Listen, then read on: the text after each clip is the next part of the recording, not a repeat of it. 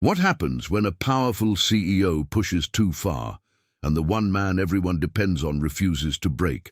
A single dad risks everything, walks away from his job, and leaves an entire office in shock. But what follows next will change everything. Don't miss this powerful story. Like, subscribe, and stay tuned for the full canny. The open office floor fell silent as CEO Richard Hayes slammed his hand on the glass table, the sharp sound cutting through the usual hum of keyboards and quiet conversations. "Do as I said, or quit," he snapped, his voice cold and final, echoing against the polished walls. Employees froze mid-task, their eyes shifting nervously toward the source of the confrontation.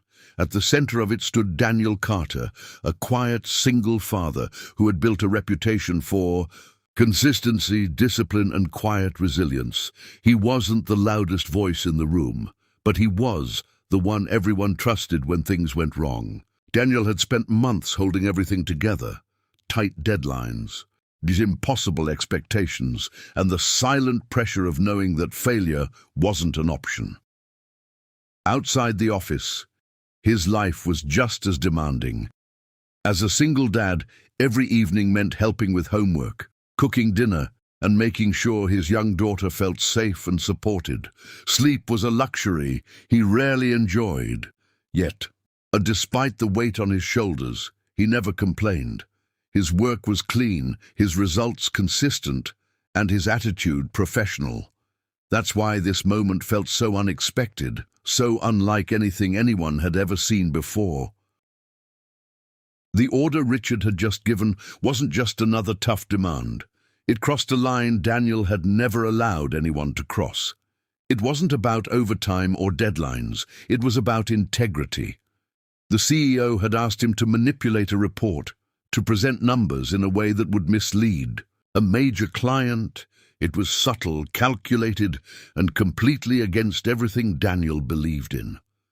For a brief second, the room held its breath, waiting to see if Daniel would do what everyone else usually did: nod, comply, and move on.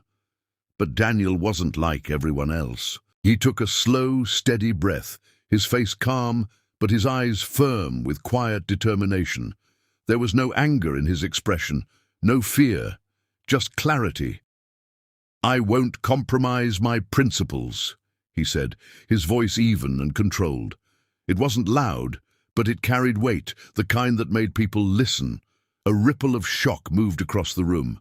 Some employees lowered their gaze, uncomfortable. Others watched with a mix of admiration and disbelief. No one spoke like that to Richard Hayes. No one challenged him so directly, especially not someone in Daniel's position.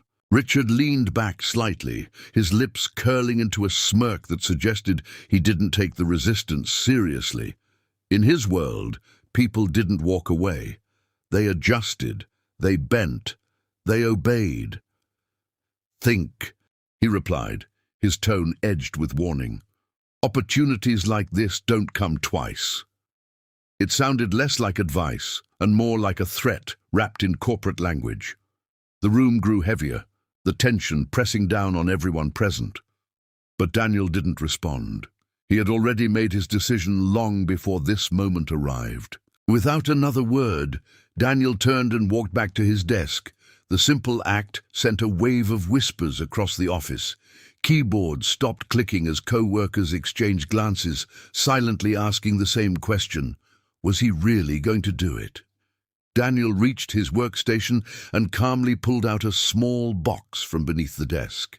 His movements were steady, deliberate, almost routine, as if he had prepared himself for this possibility. He began placing his belongings inside: a framed photo of his daughter, a notebook filled with carefully organized plans, a coffee mug that had seen countless late nights. Each item carried a piece of his story, a reminder of the effort he had poured into his work and his life. As he packed, a few colleagues watched from a distance, their expressions conflicted. Some admired his courage, but lacked the strength to follow. Others feared what his decision might mean for them.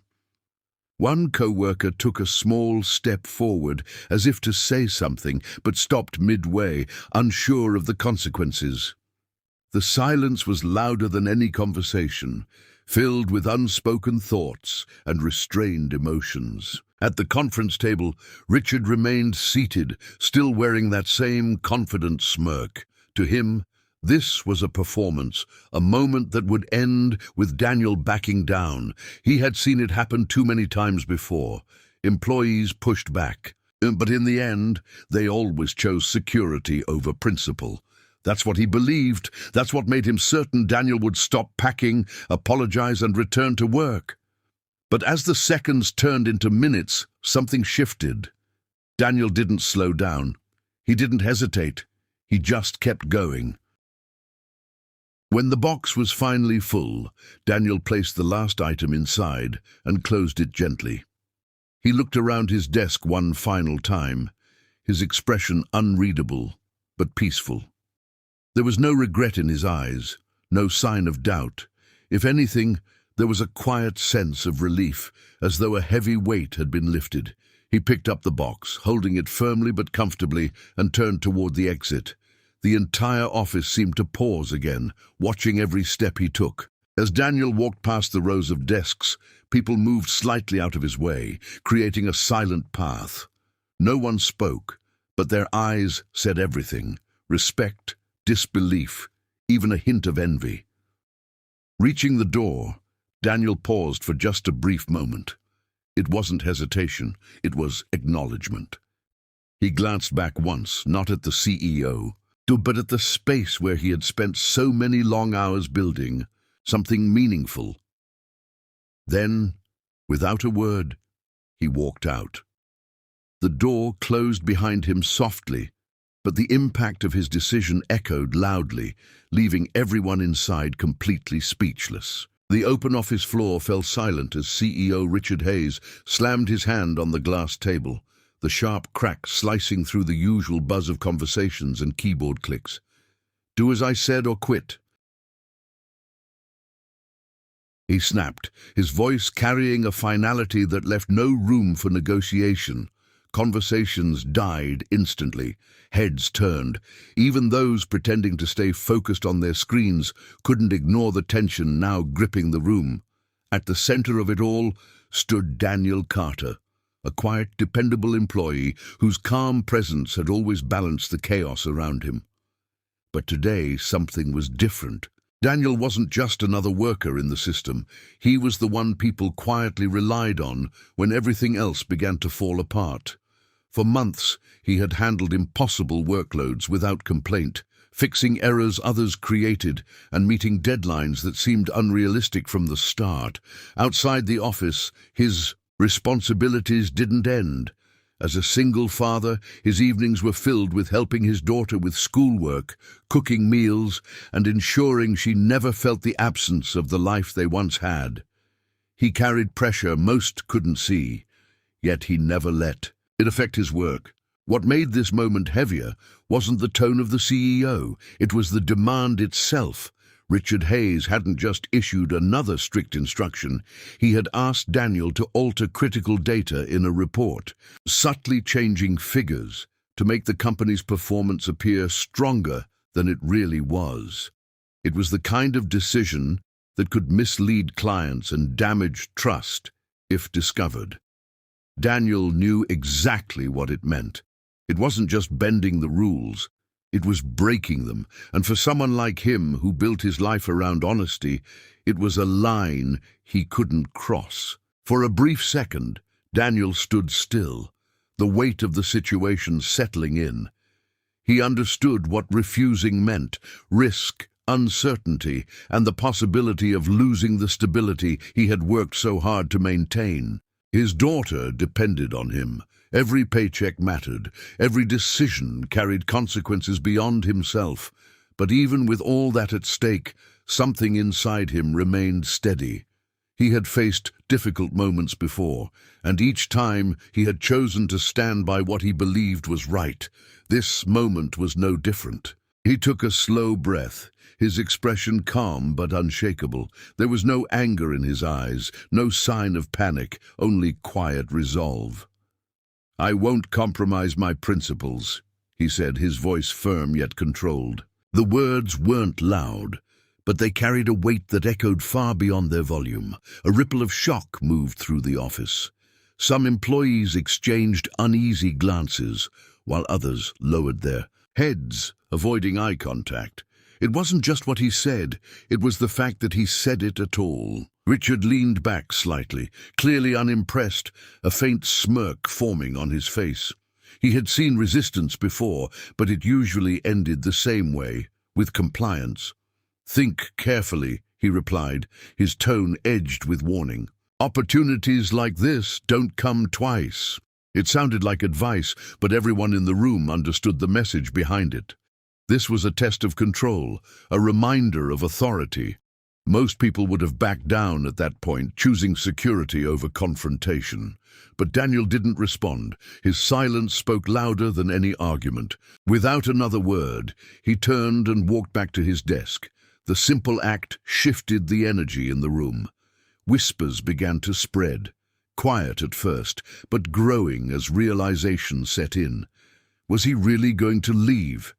No one had ever seen anything like this before. Daniel reached his desk and pulled out a small box, placing it carefully on the surface. His movements were steady, almost routine, as though he had already made peace with his decision. There was no rush, no hesitation, just quiet certainty. He began packing his belongings one by one. A framed photograph of his daughter was the first thing he picked up. For a brief moment, he looked at it, his expression softening slightly, before placing it inside the box. Next came his notebook, filled with organized plans and ideas he had carefully built over time. Then his coffee mug, a silent companion through countless late nights. Each item carried a story, a piece of effort, a reminder of everything he had given to this place. Around him, co-workers watched in silence. Some felt a deep sense of respect, admiring the courage it took to walk away from something so important. Others felt uneasy, questioning their own choices and whether they would have done the same.